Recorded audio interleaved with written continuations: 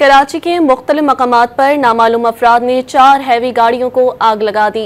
लियाकताबाद के करीब नामालूम अफराद की जानिब से ट्रॉलर जलाने की कोशिश को पुलिस और अवाम ने नाकाम बना दिया।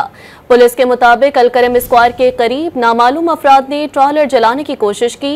पुलिस और अवाम ने अपनी मदद आप के तहत आग पर फौरी काबू पाकर ट्रॉलर जलने से बचा लिया।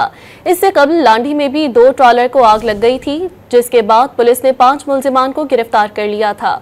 कराची के मुख्तलिफ मकामात पर नामालूम अफराद ने 4 हैवी गाड़ियों को आग लगा दी। लियाकताबाद के करीब नामालूम अफराद की जानिब से ट्रॉलर जलाने की कोशिश को पुलिस और अवाम ने नाकाम बना दिया। पुलिस के मुताबिक अलकरम स्क्वायर के करीब नामालूम अफराद ने ट्रॉलर जलाने की कोशिश की। पुलिस और अवाम ने अपनी मदद आप के तहत आग पर फौरी काबू पाकर ट्रॉलर जलने से बचा लिया। इससे कबल लांडी में भी 2 ट्रॉलर को आग लग गई थी, जिसके बाद पुलिस ने 5 मुलजिमान को गिरफ्तार कर लिया था।